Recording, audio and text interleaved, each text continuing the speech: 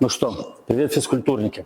Сегодня мы с вами запишем такое видео небольшое, которое будет в себя заключать тренировку по снэчу и плюс небольшой такой и как бы подводящее такое видео по Open. Что было, как было, чем закончилось, как началось, ну и все, что с этим связано. Вот. И так что давайте уже заваривайте чай, кофе или там пельмешки, что кому хочется. Как всегда, прежде чем мы начнем, друзья, не забывайте подписаться, поставить лайк. Вам не сложно, мне приятно, а YouTube полезно для продвижения моих видео. Ну что, народ, погнали!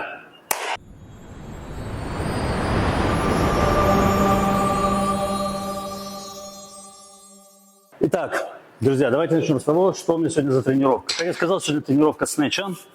Первое упражнение, которое мы сегодня делаем, оно такое, с одной стороны, разминочное, с другой стороны, более такое работа над техникой. Эх ты, забыл снять. У меня есть такие упражнения, как снэч пуш-пресс и overhead squat. Начиная там 50%, потом 60%, 70%, 75%, 80%. Вот сейчас мы уже дошли до последнего, 80%. Последний подход, и потом мы переходим к следующему. Следующее упражнение у меня будет, я точно не помню по сроку, там, по-моему, снэч плюс снэч с вису ниже колена, потом также будет снэч пул плюс снэч пул с вису ниже колена, и последний у нас будет бэксквот. Окей, то есть вот получается раз упражнение, два вида упражнений со снэчами и четыре упражнения бэксквот. Это то, что у нас насчет тренировки. Что мы сегодня будем обсуждать насчет Open CrossFit. Итак, начать я хотел, конечно, с того, что, в общем-то, этими опенами я остался доволен. Мне понравилось, как они прошли, что было, как было. То есть, в общем-то, они мне реально очень хорошо понравились. И лучше, чем прошлые Open, которые были. В прошлом году вообще что-то очень плоховато у меня получилось выставить. В этом было уже лучше, намного лучше. И не только потому, что это выступилось хорошо, а и то потому, что еще и очень были классные и хорошие меткуны. То есть я давно не помню, чтобы в Open вот мне прямо понравилось вот так вот меткуны, которые действительно классические, кроссфитовские, без всяких там лишних загогулинок, без всяких лишних выебонов каких-то. Просто стандартно классический кроссфит. И это самое классное было. Подход последний, и потом продолжим.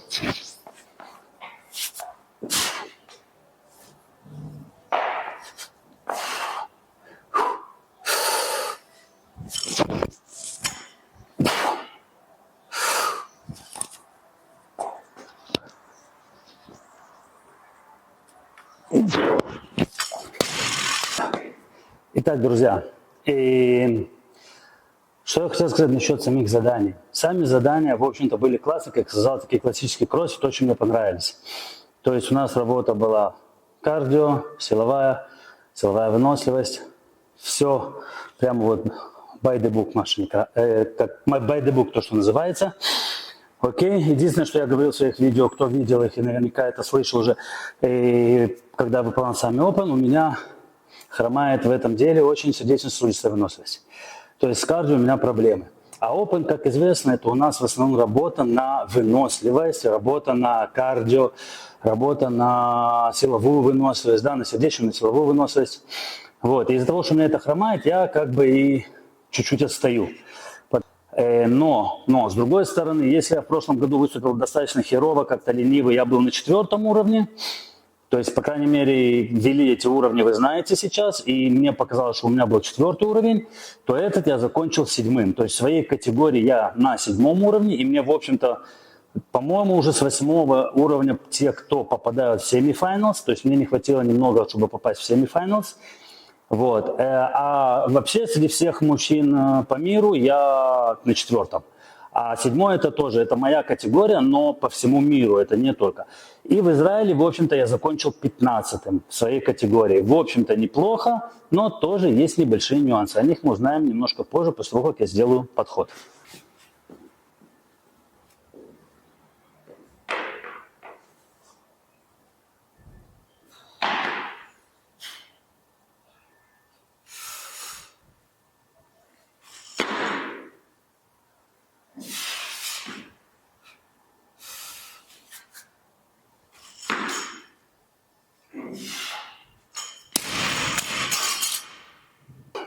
Итак, пока небольшой перерыв между подходами. Дальше.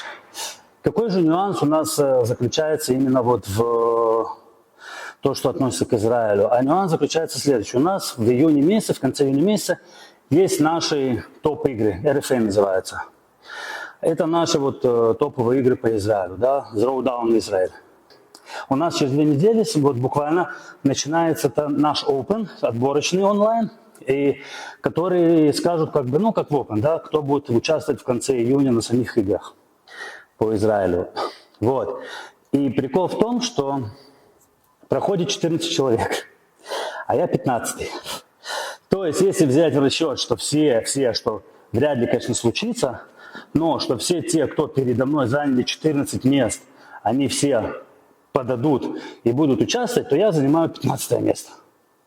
Опять. Ну, хотя, опять же, это нельзя сказать прям вот так вот точно, что это будет 15, потому что, может, там будут какие-нибудь аргелин, кому-то дадутся хуже, чем мне, и я благодаря этому смогу пробиться чуть выше, да, и пройти. Но, в общем-то, вот я на это смотрю так. То есть я 15 пока что из всех лучших, кто были, но и то, опять же, можно сказать, что не все лучшие были также на Open участвовали, может, кто-то и не участвовал. А они были еще лучше, если бы они участвовали, может быть, я был бы еще на более в низком месте. Как бы, но пока вот как-то так. 15 место, а проходит только 14. Вот. Хотя, с другой стороны, пока что записалось у нас еще, должно записаться минимум 20 человек, еще 20 человек нет, еще 20 человек не записаны. А если они не записаны, то тогда, скорее всего, уменьшит количество людей, которые могут пройти на сами выступления в конце июня. И тогда, естественно, шанс еще меньше попасть сюда, потому что там уже будут более сильные, которые, ну, просто более сильные атлеты, и тогда мне придется намного туже и сложнее. Хотя очень хочется попасть. Я уже несколько лет пытаюсь попасть сюда, честно, у меня не получается пока. Постоянно получается, что я 1-2 места не дотягиваю для того, чтобы пройти внутрь. Вот прямо вот все время на краю. Но, опять же, что есть, то есть. Как получится, так получится, там посмотрим. Вот, это вот насчет того, что касается нашего RFA. Вот, что, друзья, так, коротко про сами метконы. И первый меткон, ну, в общем-то, он очень такой простой, несложный, но для меня там оказалось сложностью бёрпи. То есть я знал, что у меня на бёрпи будет проблема с кардио, будет проблема с выносливостью сердечной здесь, что я забьюся. В этом смысле мне будет тяжело дышать, но я не думал, что так скоро. И потому что clean jerk, ну, это ерунда. Ланжи, так это вообще, считай, дали этот вот, чтобы чуть-чуть отдых такой был в движении, да, такой активный отдых, очень даже классный и не убивающий вообще. Вот, то есть вот самое сложное для меня это было именно бёрпи. Я делал 2 раза, второй раз я смог увеличить на 6 повторений, и это все равно оказалось очень недостаточно, потому что это было 6 с небольшим кругов, а мне надо было минимум для того, чтобы неплохо прогрессировать в местах, хотя бы по Израилю, я прямо не говорю уже там в мировом масштабе, да, хотя в мировом, может быть, это тоже чуток помогло бы. Мне нужно было закрыть минимум 7 кругов, то есть это 182 повторения. Я 19 повторений не дотянул, я сделал 163. Вот, и это, конечно, очень сильно как бы меня подбило. То есть бёрпи, надо над ними работать, буду их больше вставлять, вообще буду работать больше над кардио, над сердечно-сосудистой выносливостью, но в этом смысле еще и бёрпи буду больше добавлять, хотя у меня никогда с ними проблем не было, но, видать, возраст дает свое. Вот, второе упражнение, и сам второй меткон, как бы, да, ивент, он сам был очень классный, я люблю гимнастические упражнения. Но давайте рассуждать так. Трастеры. Я лично не очень люблю трастеры, но делаю, естественно. Да? Они поднимают пульс очень сильно. Это упражнение хоть и силовое, но пульс оно поднимает, дай боже как. И плюс, естественно, подтягивание и выходы силы. Это упражнения, которые тоже, они гимнастические, они в топе силовых упражнений по гимнастике. И кроме того, что они в топе силовых, так они еще и тоже неплохо поднимают пульс, потому что они в постоянном в хорошем движении, да, то есть как ни крути, они все равно пульс поднимают очень сильно.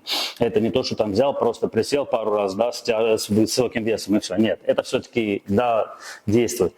И как бы, в общем-то, в этом плане было все хорошо. Единственное, что у меня очень сильно как бы из-за трастеров тоже, да, забилась как бы дыхалка, мышцы были уже никакие, и я дошел до выхода в силой, до третьего круга, до последнего.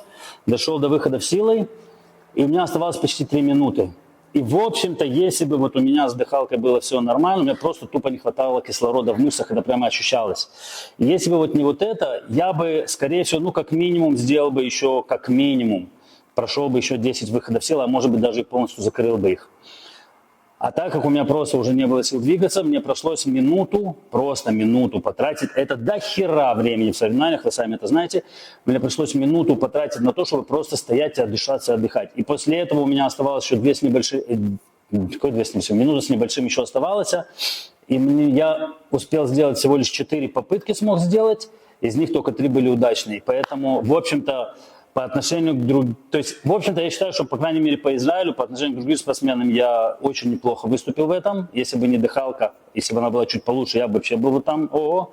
Вот. Но потому что выходы сил достаточно сложное упражнение. Вот. Но, в общем-то, опять же, дыхалка подвела, и из-за этого мне было тяжело, кислорода не хватало, было тяжело с ними. Но, в общем-то, я остался достаточно доволен все равно этим ивентом, потому что я его выполнил, дошел до этих, даже смог сделать несколько, я был доволен. Вот. И последнее, третье упражнение, не последнее, а последний подход, и после этого с вами продолжим, друзья.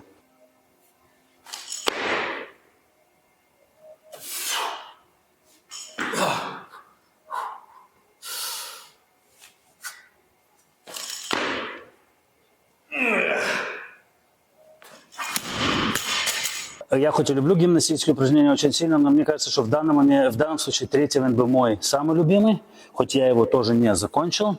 Я закончил все, кроме последней гребли. Я последние 50 калорий гребли не успел сделать. То есть я успел на него сесть, даже начать, но не успел закончить. Там даже калория одна не успела провернуться. И, в общем-то, как всегда, опять же, подвело именно вот нехватка кислорода в мышцах, сердечно-сосудистая вот эта вот выносливость дала сбой здесь.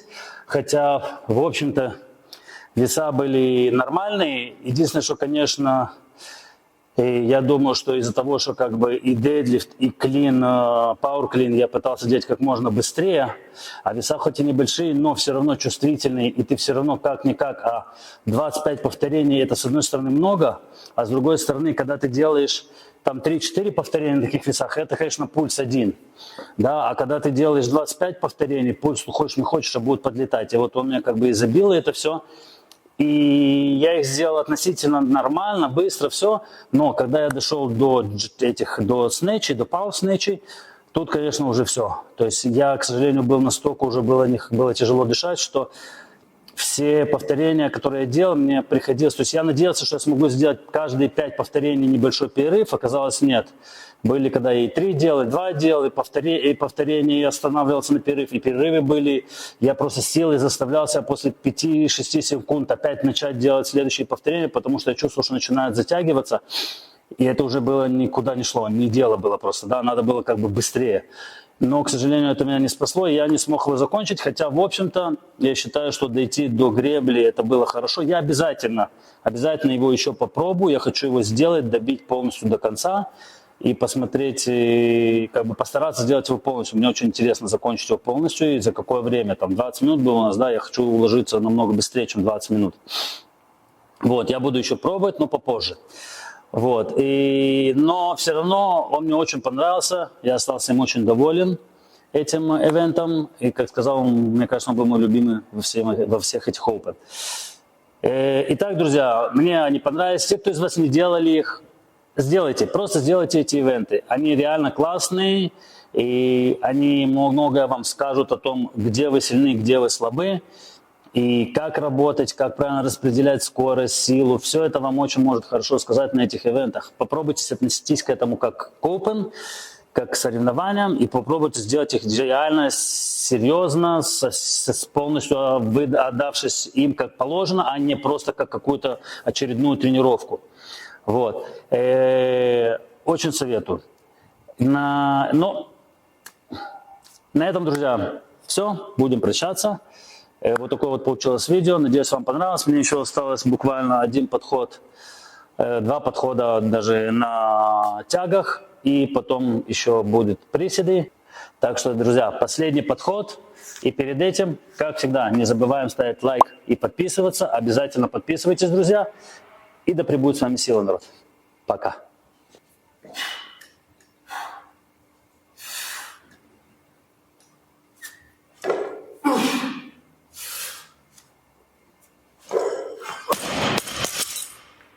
Тяжко.